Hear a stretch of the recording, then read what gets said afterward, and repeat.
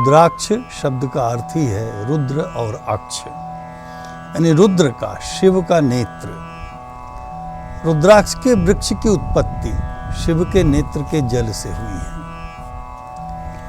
त्रिपुरासुर के वध के पश्चात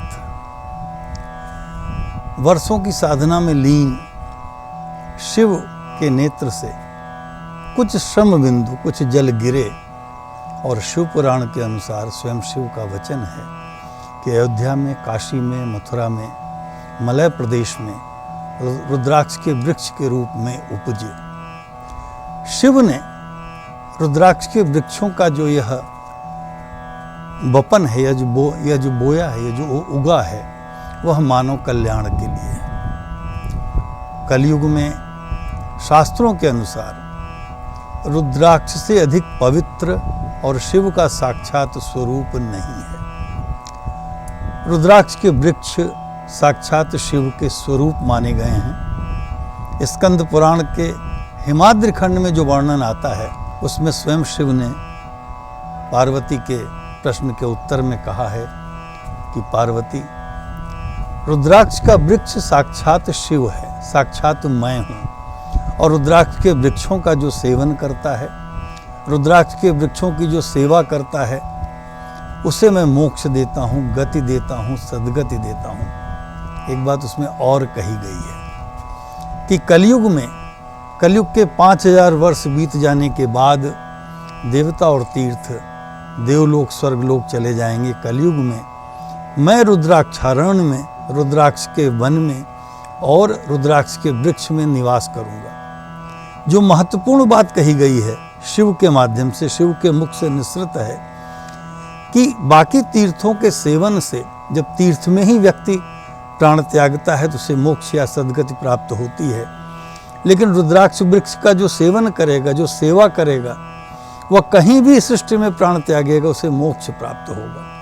कलयुग में रुद्राक्ष सर्वश्रेष्ठ बताया गया है क्योंकि शिव कलयुग में पृथ्वी पर ही हैं, प्रारंभ से लेकर अब तक कैलाश में निवास करते हैं। वैज्ञानिक रूप से आज के विज्ञान की कसौटी पर भी रुद्राक्ष के फलों पर रिसर्च हुई। डॉक्टर सुभाष राय की रिसर्च है IIT और BHU के सहयोग से, जिसमें अंत में उन्होंने कहा है कि whatever has been described by our sages in Puranas regarding Rudraksha are true to the available scientific knowledge and test. उन्होंने एक मुखी से लेकर के 14 मुखी रुद्राक्षों की वैज्ञानिक रूप से ये शरीर पर, मानव शरीर पर होने वाले प्रभाव को, बायोमेडिकल प्रभाव को देखा, और रुद्राक्ष का फल जो है यह अनेक प्रकार की बीमारियों, अवसाद हो, डिप्रेशन हो, ब्लड प्रेशर हो, हार्ट की बीमारी हो, उसमें बहुत ही उपयोगी बताया गया है। अभी प्रभु की कृपा से हम भी रुद्राक्ष के रिसर्च पर, रुद्राक्ष के वृक्षों के रोपण के आंदोलन में लगे हैं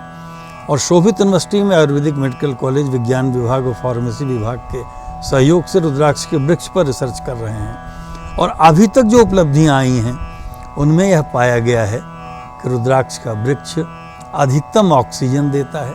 और ये जो रुद्राक्ष का फल देखते हैं, बहुत आज आपको नई बात बताने जा रहा हूँ कि इस रुद्राक्ष के फल का जब चूर्ण बनाया गया तो इस चूर्ण में, रुद्राक्ष में सोना भी है, चांदी भी है, तांबा भी है और बहुत से धातुएं हैं। और एक बात और है जो मैं भी नहीं जानता था, इस शोध के बाद ही पता चला कि जो रुद्राक्ष का ये फल है, इसमें जितनी लाइनें होती, जितनी लकीरें होती, जिनको मुख बोलते हैं, उतने ही बीज इसके भीतर होते हैं। और रुद्राक्ष का सामान्यतया पौधा बीज से उत्पन्न नहीं होता, यह कलम से भी नहीं लगता।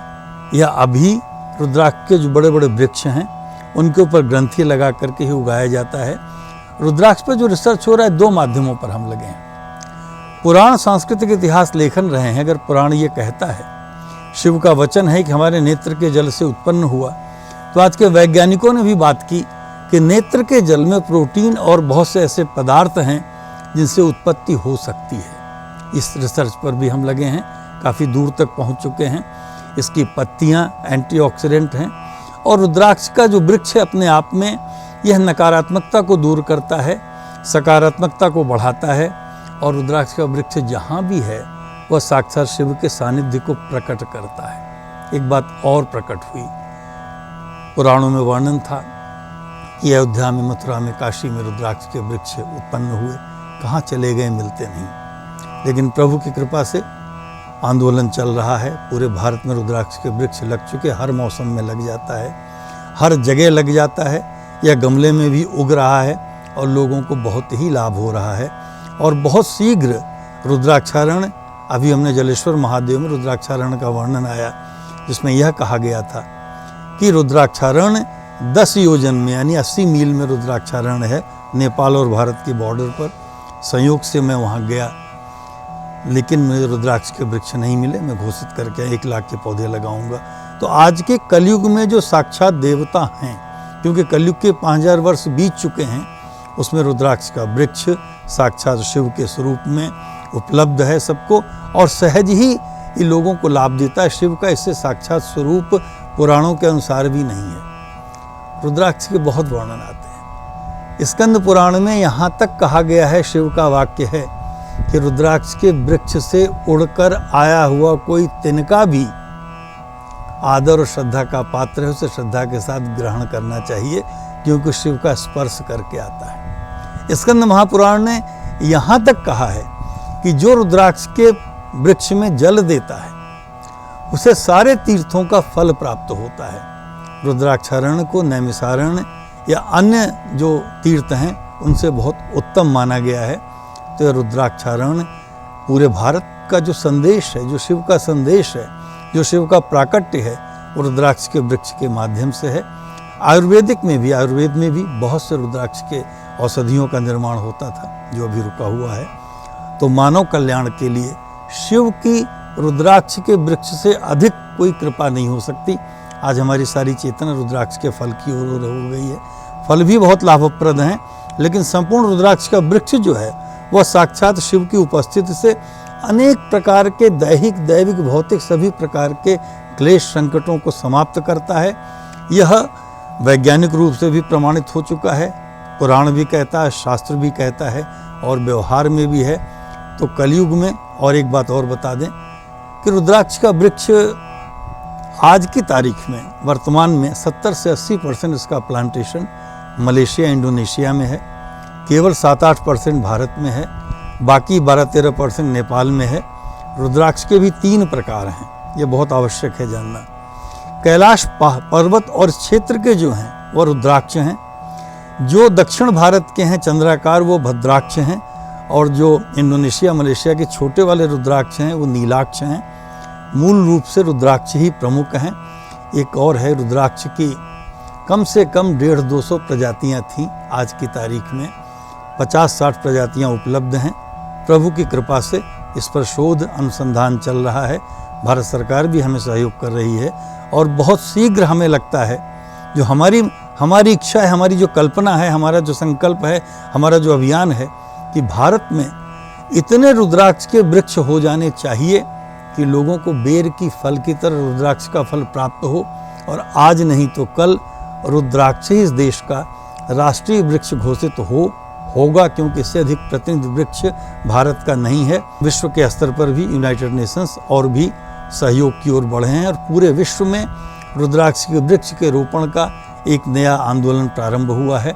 प्रभु की कृपा से यह बहुत अच्छा चल रहा है। प्रभु ने मुझे बहुत कुछ इसमें निमित्त बनाया, और लोगों को बहुत लाभ हो रहा है। बहुत प्रकार से लाभ शिव का प्राप्त हो रहा है।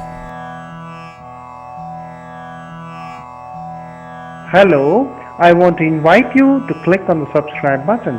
You get VIP status and information on all the new videos. Click to subscribe button for more videos. Subscribe.